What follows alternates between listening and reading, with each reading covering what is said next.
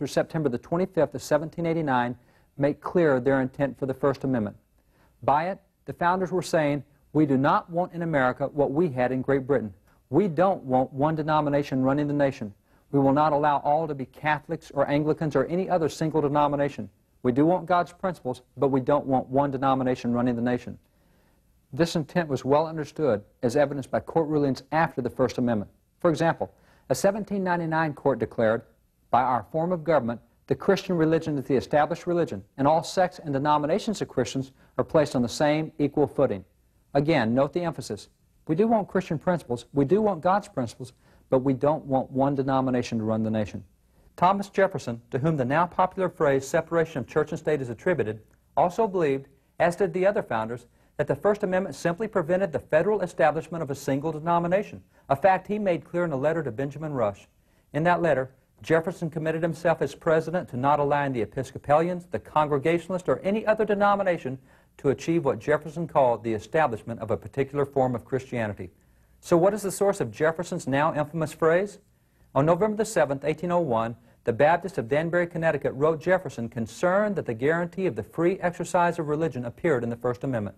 To them, this suggested that the right to religious exercise was a government-granted rather than a God-granted right, thus implying that someday the government might try to regulate religious expression.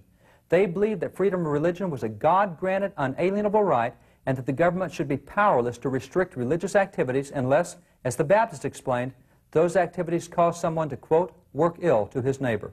Jefferson understood their concern. In his response on January the 1st, 1802, he assured them that the free exercise of religion was indeed an unalienable right and would not be meddled with by the government. Jefferson pointed out to them that there was a wall of separation between church and state to ensure that the government would never interfere with religious activities. Today, all that is heard of Jefferson's letter is the phrase, a wall of separation between church and state, without either the context or the explanation given in the letter or its application by earlier courts. The clear understanding of the First Amendment for a century and a half was that it prohibited the establishment of a single denomination. National policies and rulings in that century and a half always reflected that interpretation. For example, in 1853, a group petitioned Congress to separate Christian principles from government. They desired a so-called separation of church and state, with chaplains being turned out of Congress, out of the military, etc. Their petition was referred to the House and the Senate Judiciary Committees, which investigated for almost a year to see if it would be possible to separate Christian principles from government. Both the House and the Senate Judiciary Committees returned with the reports. The following are excerpts from the House report delivered on March the 27th, 1854. The Senate report was very similar. The House report said, had the people, the Founding Fathers, during the Revolution had any suspicion of any attempt to war against Christianity, that revolution would have been strangled in its cradle. At the time of the adoption of the Constitution and its amendments, the universal sentiment was that Christianity should be encouraged, but not any one sect, denomination. The report continued. It said, in this age, there is no substitute for Christianity. That was the religion of the founders of the Republic, and they expected it to remain the religion of their descendants. 2 months later, the Judiciary Committee made this strong declaration. It said, the great, vital, and conservative element in our system, the thing that holds our system together, is the belief of our people in the pure doctrines and the divine truths of the gospel of Jesus Christ. The committees explained that they would not separate these principles, for it was these principles and activities which had made us so successful. They had been our foundation, our basis. During the 1870s, 1880s, and 1890s, yet another group which challenged specific Christian principles in government arrived before the Supreme Court. Now, Jefferson's letter had remained unused for years, for as time had progressed after its use in 1802, and after no national denomination had been established, his letter had fallen into obscurity. But now, 75 years later, in the case Reynolds versus the United States, the plaintiffs resurrected Jefferson's letter, hoping to use it as an issue to their advantage.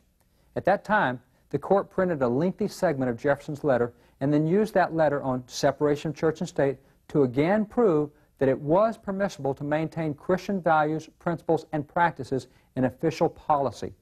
For the next 15 years during that legal controversy, the Supreme Court utilized Jefferson's letter to ensure that Christian principles remained a part of government. Following this controversy, Jefferson's letter again fell into disuse. It remained silent for the next 70 years until 1947, when in the case Everson versus Board of Education, the court, for the first time, did not cite Jefferson's entire letter, but selected only 8 words from it. The court now announced, The First Amendment has erected a wall of separation between church and state. That wall must be kept high and impregnable. This was a new philosophy for the court. Why would the court take Jefferson's letter completely out of context and cite only 8 of its words? Dr. William James, the father of modern psychology and a strong opponent of religious principles in government and education, perhaps explained the court's new strategy when he stated, "There is nothing so absurd, but if you repeat it often enough, people will believe it." This statement precisely describes the tact utilized by the court in the years following its 1947 announcement. The court began regularly to speak of a separation of church and state, broadly explaining that this is what the founders wanted, separation of church and state. This is their great intent. The court failed to quote the founders. It just generically asserted that this is what the founders wanted.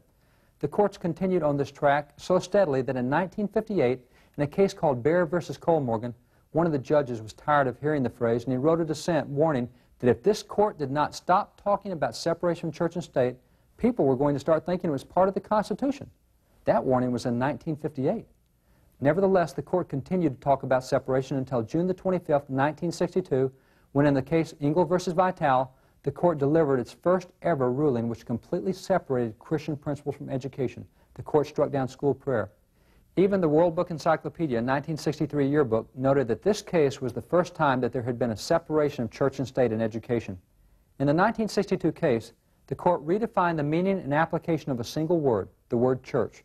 For 170 years prior to that case, the word church, as used in the phrase separation from church and state, was defined to mean a federally established denomination. However, in 1962, the court explained that the word church would now mean a religious activity in public. This was a turning point in the interpretation of the First Amendment. Understand what the court has just announced. No longer would the First Amendment simply prohibit the establishment of a federal denomination. It would now prohibit religious activities in public settings. This current doctrine of separation is a brand new doctrine. It is not something from the Founding Fathers, and it is not in any founding document. Even outside observers recognize that this policy is a recent one. Yet notice how much has been relinquished in recent years under this new doctrine. School prayer was the first casualty of the redefinition of the First Amendment in the 1962 Engel case. School prayer had never before been challenged, for clearly school prayer had never established a national denomination and therefore had always been acceptable. But under the new definition, school prayer definitely was a religious activity in public and was therefore now deemed to be unconstitutional. That 1962 case, which first redefined the First Amendment and then removed school prayer, was notable in a number of aspects. Recall that the 1892 Supreme Court case offered 87 precedents to maintain the inclusion of Christian principles in our laws and our institutions. Well, this 1962 case, which removed school prayer, was just the opposite. It was the first case in court history to use 0 precedents. The court quoted 0 previous legal cases, and without any historical or legal base, the court simply made an announcement. We'll not have prayers in school anymore. That violates the Constitution. A brand new direction was taken in America. Within a 12-month period of time, in 2 more cases in 1963, the court had not only removed prayer, but also Bible reading, religious classes, and religious instruction. This was a radical reversal. A book from 1946 illustrates this. This book is titled Bible Study Course of the New Testament for Dallas High Schools. On the cover page, it explains that this book was authorized by the Board of Education on April 23, 1946, and it was printed in the Dallas Public Schools print shop. The introduction further explains that this was a credit course toward graduation in Dallas high schools. Now, this wasn't a bland course on the New Testament. Lesson 1 begins with the Gospel of John, chapter 1, and studies the pre-existence of Christ. Now, notice the questions based on John chapter 1. Where was Christ before he was born on earth? What titles does John apply to Christ in this chapter? For what purpose was John sent by God? Name 5 things the angel told Mary concerning her child Jesus. What does the word Jesus mean? How did the angel explain the miraculous births of John and Jesus? And continues right on through the lesson. At the end of lesson 1 is memory work. Memorize the pre-existence of Christ. In the beginning was the Word, and the Word was with God, and the Word was God. All things were made by Him, and without Him was not anything made that was made. This was a textbook for public schools in 1946. What had occurred in the 1962 and 63 rulings was a radical reversal of national policy prior to that point. It was in the Abingdon v. Shemp and Murray v. Curlett decisions on June the 17th, 1963, that the court not only reaffirmed its ban on school prayer from the previous year, but further reached out and banned school Bible reading. Recall that in the brief survey already presented, the founders relied on the Bible. Early text